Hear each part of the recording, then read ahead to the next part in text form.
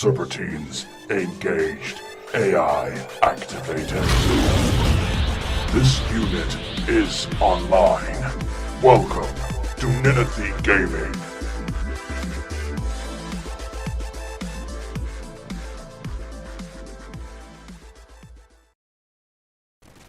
Now, it's no secret that I'm particularly harsher on the state of games today than I ever was in the earlier days of gaming, and that's for a mix of reasons. One of them being I was a lot younger and dumber, and even though I'm still lacking in the brain department, I'd like to think I've come a long way in terms of at least analysing, understanding and deconstructing what goes into a game, the mentality, the manipulation, the heart, the drive.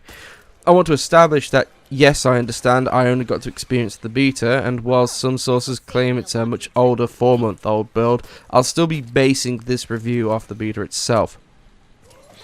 Back 4 Blood is a boring, watered down, lackluster, shorter and more generic Left 4 Dead. Look, I love Left 4 Dead. Sometimes the gameplay loop can be a little bit repetitive, so that's why every so often a few friends and I boot it up and go through it. We don't smash it out day after day after day, like we do with Apex Legends. It's almost like an annual Lord of the Rings marathon. We all suddenly get in the mood to play it. Or we would, if 2 of them didn't turn out to be backstabbing cucks, but anyway, I really love the graphic fidelity of this game. I really enjoyed the environmental and visual storytelling, and the zombies being stuck under cars, or should I say ridden, because heaven fucking forbid we call zombies fucking zombies in anything these days, were really funny. The weapon handling and variety is something I really like. Almost every weapon seems to have a strength and a weakness for various situations. Bigger mags mean dealing with the hordes easier, and smaller mags means higher damage, so you want to focus on the special infected. It's really nice. I've seen some people complaining about the upgrade and purchase system and how it renders weapon pickups throughout the map useless because no one wants to have wasted their copper, the in-game currency, on weapons only to replace them moments later, while the Left 4 Dead system was better, and I find myself equally agreeing with this and also thinking, nah, they're just weapons in the moment, and you play how you want to play. I went for an entire campaign never swapping my weapons out at all. I had the M4 and the 44 Magnum, and then another time I was constantly swapping weapons on the go. It's really fun. The card system seems a bit weird to the point where you can make a custom deck. It won't go down in the order, it will be straight up random, which is both a plus and a negative. On the one hand, every run is different. On the other hand, I hate that my build is dictated by RNG when I'd already found the OP cards I liked and wanted to run them. So I made a deck completely comprised of them, and I think that might go against what the devs set out to do, but heck, I want to run fast and for a while because everyone agrees stamina sucks in this game. Speaking of sucking, people have said the characters are nowhere near as charismatic as they were in Left 4 Dead, and I'm sorry to break this to you, but I'm going to continue to say that because it's really hard not to compare this to Left 4 Dead, given that it's almost supposed to be a spiritual successor. Most of us thought so anyway. Me personally, I don't really mind the characters that much. I can understand where they're coming from, but my personal favourite is Holly. She's got funny, sassy and quick-witted lines, almost perfect for every situation they're in. So I've already found my main, plus her unique character trait is all about melee, and I do love me some ridden whacking. However, on the topic of that, the baseball bat is fucking useless to the point where both axes far surpass it, and there isn't ever a need for it. Either buff it to do the same damage across the board as the other weapons, add a strong knockback passive, or completely remove it because in its current state no one uses it and it's just pointless.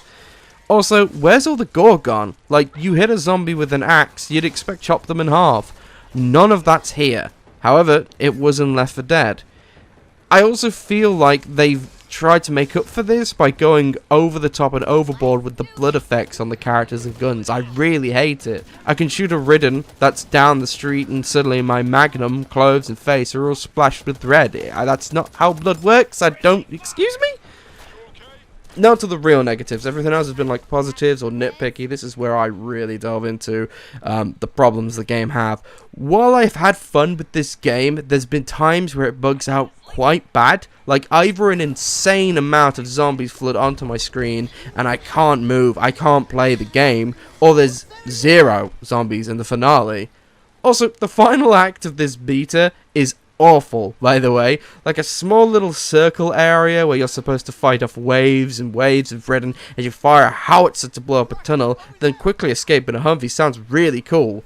But the issue is the Humvee is right behind the gun, so you pop off 5 shots, turn around, and that's the finale over. Bit anticlimactic compared to every other finale we've ever had, like in Left 4 Dead 2.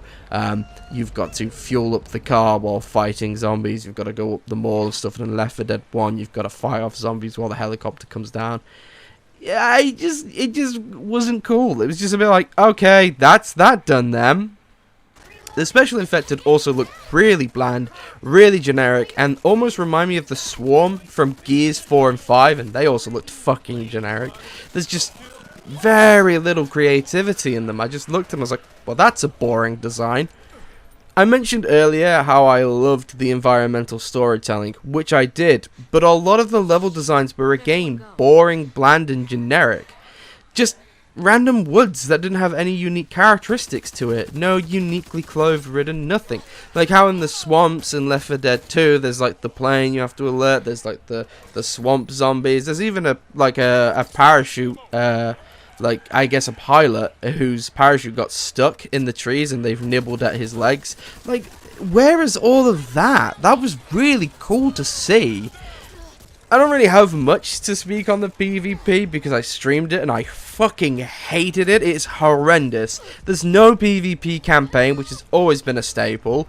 It's like the fight. It's like a firefight game mode, and it's kind of painful to play. For starters, like if you play the Crusher zombie, you're locked into an animation where you just pick them up and you stand there. At least with characters like the Charger, you try and pull them away from the team. The Hunter has to drop down on them and ambush them. That's the only real time like a unique zombie stays still. But even then, he's like crouched. He's not easy to hit. Whereas the Crusher is just this fucking tower lifting you in the air, going, "But I'm going to tickle you to death. I hope you. Oh, you've been naughty." It's, what? What? I just hit my mic. What?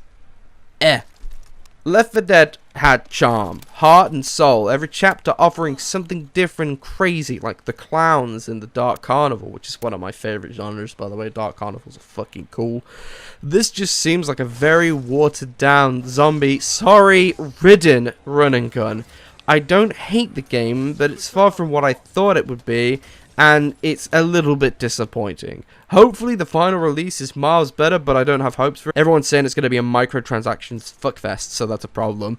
In my opinion, I would give the beta a 6 out of 10. I almost gave it a 5, but Holly exists, so it gets a point there.